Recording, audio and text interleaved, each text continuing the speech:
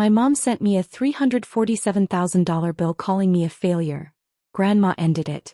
Hey everyone, this story begins the way betrayal often does, quietly, wrapped in something that looks official, cold, and final.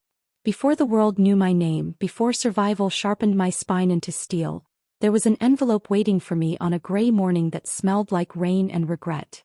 But before we go any further, take a second to like, subscribe, and turn on notifications, because stories like this are the reason Black Queen Dominion exists. This is a space where silenced daughters rise, where broken crowns are reforged, and where the truth always outlives cruelty. Welcome to Black Queen Dominion. I had just turned 24, standing on the thin edge between hope and exhaustion. Life had not unfolded gently for me. I was juggling 2 jobs, a half-finished degree, and the invisible weight that comes from being told your whole life that you were never enough. Still, I believed effort would eventually soften fate. That belief cracked the moment I opened the envelope stamped with my mother's handwriting, the same sharp strokes she used on birthday cards that felt more like reminders of what I owed her than celebrations of my existence. Inside was not a letter filled with concern, nor a mother's check-in. It was a bill. Itemized. Told. Precise. A total at the bottom screamed louder than any insult ever could.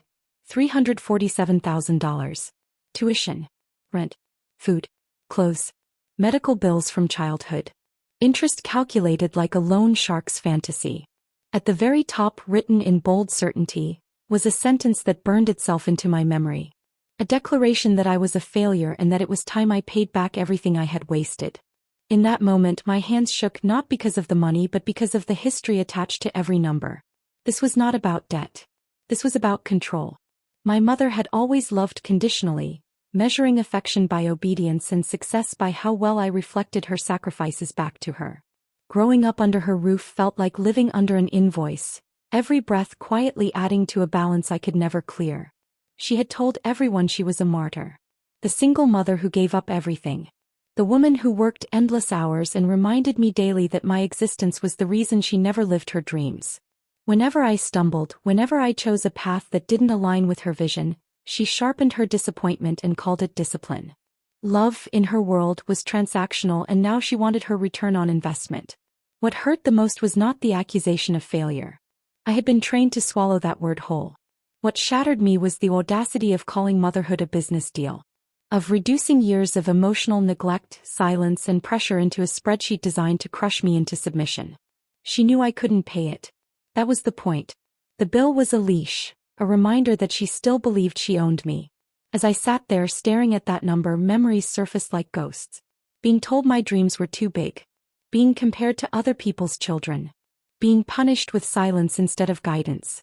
Being praised only when I performed well enough to make her look good. The bill wasn't new. It was simply the first time she had put a price tag on the pain. I did what I had always done when drowning. I breathed, straightened my back, and refused to cry where anyone could see me. But later that night, alone in my small apartment, the weight finally pressed down. I wondered if maybe she was right. Maybe I was behind. Maybe I had failed to become what she wanted. Shame crept in quietly, dangerous in its familiarity. But something else stirred beneath it. Bigger. Not loud or reckless but focused. For the first time, I allowed myself to question a truth I had accepted since childhood. What if I was never the problem? What if the bill was proof of her failure, not mine? What if love was never supposed to be collected with interest? I folded the invoice carefully and placed it back in the envelope, not as surrender but as evidence. Because somewhere deep inside, a voice I had silenced for years began to speak. It reminded me that I had survived without her approval. That I had built a life with no safety net. That resilience, not repayment, was my real inheritance. Still, one question haunted me as the night stretched on. How far would she go to prove her point? And more importantly, who else knew about this bill? That was when my phone buzzed with a message that would shift everything. It was from my grandmother. The woman my mother had always warned me about. The woman whose name was spoken with bitterness and fear. The woman who, until that moment, had stayed silent. And as I stared at that notification, I had no idea that the Rayal story was only just beginning, and that the bill meant to break me was about to expose a truth my mother had spent decades burying. The night closed in heavy and uncertain, setting the stage for a reckoning that would shake generations and redefine what power truly looked like. Morning arrived without mercy, light spilling into my apartment as if the universe itself refused to let me hide. The message from my grandmother sat unread all night, glowing on my phone like a dare. She had always been a shadow in my life, present in stories but absent in person, painted as cruel, manipulative, and unworthy of trust. My mother controlled that narrative with precision, ensuring I never questioned it. Till now. When I finally opened the message, it felt like opening a sealed room in my mind. My grandmother wrote not with urgency but with calm authority. She said she knew about the bill. She said my mother had finally crossed a line she could no longer ignore. And she said it was time we talked about the truth. That single word, truth, carried more weight than the six-figure number on the invoice.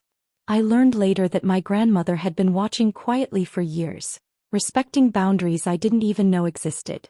She had stayed away not because she didn't care, but because every attempt to reach me had been blocked, intercepted, or rewritten. My mother had curated my reality with ruthless efficiency. As the day unfolded, fragments of the past began to rearrange themselves. The sudden disappearance of birthday cards that never arrived. The scholarships I never heard about. The relatives who seemed distant for no clear reason. Each memory now looked less like coincidence and more like strategy. Control thrives in isolation, and my mother had mastered that art. My grandmother asked me to meet her. Not to argue. Not to accuse. Just to listen. Something in her tone felt different from anything I had known. There was no demand, no guilt, no condition. Only certainty. I agreed, my heart racing with fear and curiosity braided together. When we met, the air between us was heavy with years undone. She looked older than I remembered from faded photographs, but her eyes were sharp, observant, unafraid. She studied me not as a project or a disappointment but as a person. That alone felt revolutionary. Over the next hours, the story I thought I knew unraveled. My mother had not sacrificed everything the way she claimed. Much of her financial struggle had been self-inflicted, fueled by pride and poor decisions she refused to take responsibility for.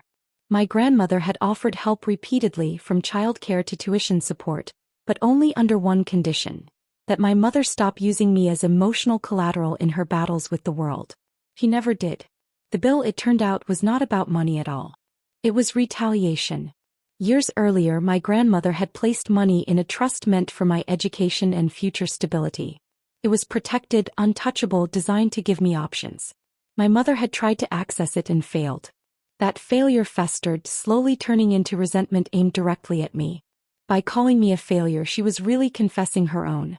By demanding repayment, she was punishing me for a loss she caused herself. The $347,000 was a fantasy number, inflated with bitterness and entitlement, meant to scare me back into submission now that she felt control slipping. What stunned me most was learning that my grandmother still controlled that trust. Not only that, but she had documentation, records, and a legal team ready. She had been waiting for the moment my mother exposed herself fully. The bill was that moment. For the first time in my life, an adult stood between me and my mother's cruelty, not to negotiate but to end it. My grandmother did not speak in anger. She spoke in finality. She said no one bills a child for being born. She said love is not alone. And she said this cycle would stop with me. As I left that meeting, the world felt different. Heavier in truth, lighter in shame. I realized how carefully my confidence had been dismantled over the years, brick by brick, until I believed survival itself was failure.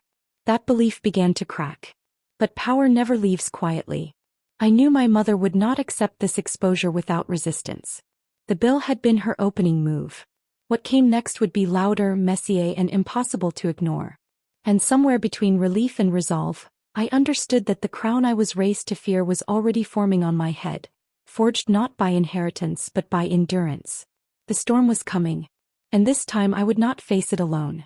The first strike came faster than I expected because control, once challenged, always lashes out before it collapses.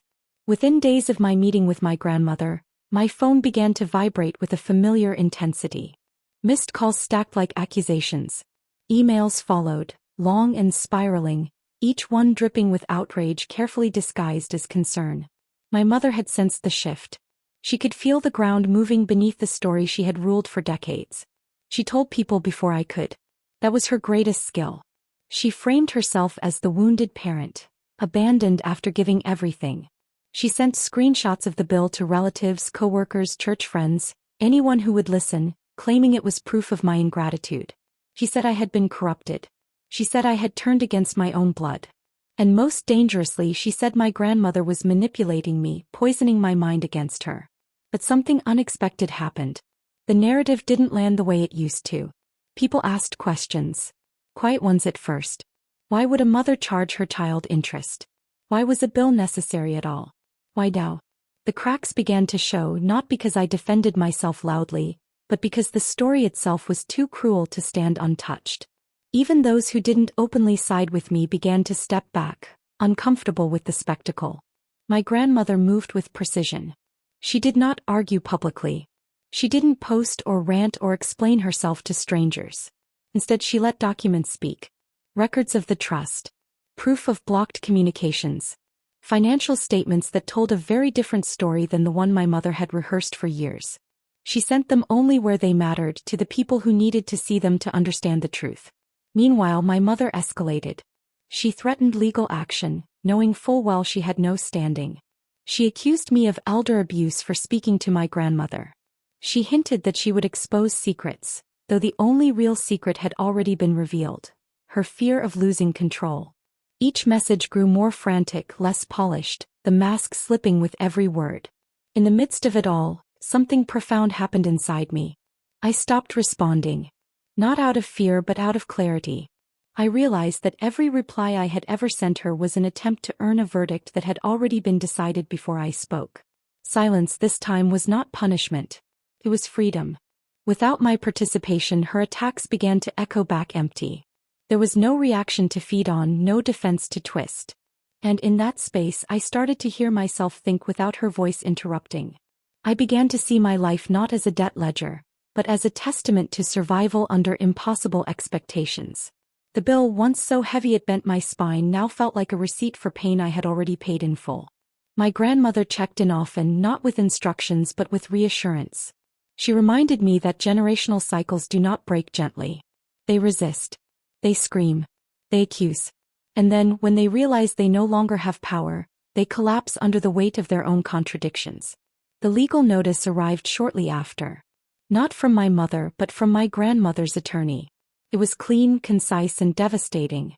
It formally disputed the bill, declared it fraudulent, and warned of consequences if my mother continued harassment. It included evidence. Dates. Numbers. Truth sharpened into language the law could not ignore. That notice changed everything. The threats stopped abruptly. The emails slowed, then ceased.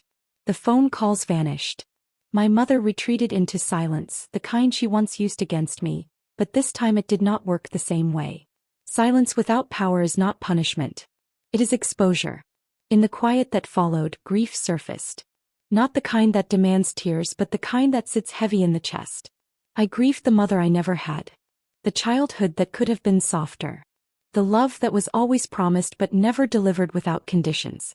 That grief mattered. It was part of reclaiming myself. But alongside it grew something stronger. Pride. Not arrogance but a steady recognition of my own resilience. I had survived emotional debt collectors disguised as family. I had learned to thrive without approval. And now I was learning to stand without apology. The world began to reflect that change back to me. Opportunities appeared where fear once lived. I spoke more confidently at work. I stopped shrinking my ambitions. I allowed myself to imagine a future not defined by repayment but by choice. Still, I knew the story wasn't over. People like my mother do not accept endings they didn't write. The bill may have failed, but her need to control, to be seen as the victim, still burned. Somewhere she was planning her next move. And my grandmother, wise in the way only time can teach, reminded me gently that the final act was coming. Not with noise, but with truth so undeniable it would end the argument forever.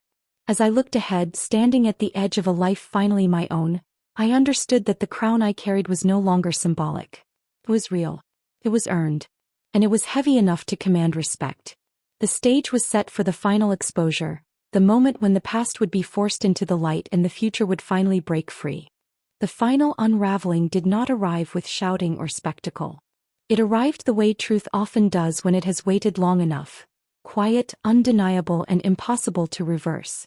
By the time my mother made her next move, the ground beneath her story had already turned to sand.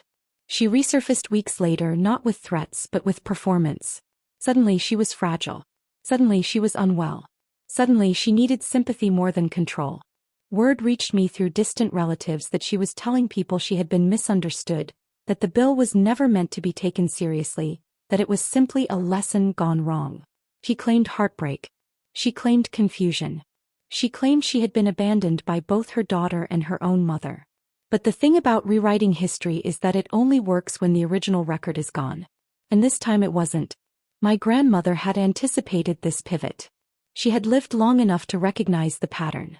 Cruelty, exposure, retreat, reinvention. So she acted before my mother could fully reset the narrative. She requested a family mediation, formal and documented, involving attorneys and witnesses. Not to reconcile. Not to heal. But to close the door properly. I didn't want to go at first. The idea of sitting in the same room as the woman who had reduced my life to a bill felt suffocating. But my grandmother reminded me that this was not about confronting my mother. It was about witnessing the end of her control. Presence, she said, is not participation. It is confirmation. So I went. The room was neutral, deliberately stripped of emotion. No familiar furniture. No memories clinging to the walls. Just facts, files, and the quiet hum of finality. My mother arrived late, dressed carefully, her posture calculated to suggest exhaustion and sacrifice. For a moment the old reflex stirred inside me, the urge to soften, to accommodate, to make her feel less threatened. Then the documents were placed on the table. Page after page dismantled her story with surgical precision. The trust. The blocked messages. The false claims of financial burden. The timeline that proved the bill was created not out of necessity but out of spite. Each piece of evidence removed another layer of her performance. The room did not judge her. They didn't need to. Truth has a way of standing on its own. What struck me most was not her denial but her confusion. For the first time her tactics weren't working. There was no emotional chaos to hide behind. No child to intimidate. No silence to weaponize. She was being seen clearly and she had no language for that moment. When it was over there was no dramatic collapse. No apology. No redemption arc. Just a legal conclusion that barred her from contacting me further, invalidated the bill entirely, and reaffirmed the protections around my future. The system she tried to use against me had turned and closed around her instead. Walking out of that building felt like stepping into a different life. The air was lighter. My shoulders dropped as if they had been carrying a weight they no longer recognized. I realized then how much of my identity had been shaped in opposition to her expectations. How often I had measured success by how little trouble I caused. How survival had masqueraded as obedience. That chapter was closed. In the days that followed, the ripple effects spread quietly. Relatives who had believed her narrative reached out, hesitant, apologetic, unsure how to bridge the distance they now recognized had been engineered. Some relationships could be repaired. Others remained distant, not out of anger but out of clarity. I learned that closure does not require universal understanding. It requires self-trust. My grandmother became more present in my life, not as a savior, but as a witness to who I was becoming. She didn't try to parent me retroactively. She didn't overcompensate. She simply supported my autonomy, something I had never been given before. In that space I began to discover parts of myself that had been dormant for years. I stopped explaining my choices as if they needed approval. I stopped apologizing for taking up space. I started making decisions based on alignment rather than fear. Opportunities one would have once dismissed as unrealistic now felt attainable. Not because the world had changed but because I had. The bill, once the symbol of my failure, became something else entirely. It became proof. Proof that manipulation loses power when exposed. Proof that generational trauma can be interrupted. Proof that you can be labeled a failure by someone who benefits from your silence and still rise beyond their reach. My mother faded into the background of my life, not as a villain I obsessed over, but as a lesson I carried forward. She became a boundary, not a presence. And that distinction changed everything. As I stood on the edge of this new chapter, I understood something fundamental. Dominion is not about revenge. It is about sovereignty. It is about reclaiming authorship over your own story. It is about refusing to inherit shame that was never yours to carry. The crown I wore now was no longer forged in resistance alone. It was built from discernment, from boundaries, from the quiet confidence of knowing who I am without needing permission. And still, one final truth waited to be revealed. Not about my mother, but about me. A truth that would define the legacy I chose to build from the ashes of everything I survived. The end was near. And this time it would not be written in pain but in power. It arrived with clarity. The kind that settles deep into your bones and stays there. After everything had been exposed, disputed, and ended, I found myself standing in a quiet space that once would have terrified me. There was no enemy left to fight. No narrative to correct. No bill hanging over my future like a shadow. There was only me and the life I was finally free to design. For the first time, my days were not shaped by reaction. I wasn't bracing for the next accusation or preparing defenses for crimes I never committed. I woke up without dread. I made choices without mentally calculating how they would be received. That absence of fear was unfamiliar, almost disorienting, but it was also intoxicating. Freedom, I learned, feels strange when you've been trained to live without it. The trust my grandmother protected became more than financial security. It became symbolic. Not because of the money itself, but because of what it represented. Someone had believed in my future without trying to own it. Someone had planned for my independence, not my obedience. That realization healed something in me that ambition alone never could. I went back to school on my own terms, not to prove anything, but to complete something I had started for myself. I pursued work that aligned with my values, not just survival. I invested in therapy, in rest, in rebuilding parts of my identity that had been warped by constant scrutiny. Each step forward felt intentional, deliberate, sovereign. People noticed the change before I named it. They said my presence felt different. That I spoke with authority instead of apology. That I carried myself like someone who knew her worth was not up for negotiation. They were right. The girl who once believed she had to earn her right to exist was gone. Occasionally, echoes of the past surfaced. A familiar phrase. A tone that reminded me of conditional love. But those moments no longer pulled me under. They passed through me like old weather, recognizable but powerless. I had learned the difference between accountability and control, between responsibility and manipulation. That knowledge became my armor. As for my mother, she became a distant figure, no longer central to my story. I did not seek revenge. I did not need to. Her greatest fear had already come true. She lost access. Not just to me but to the narrative. She could no longer define me as a failure because I had stopped accepting her definitions altogether.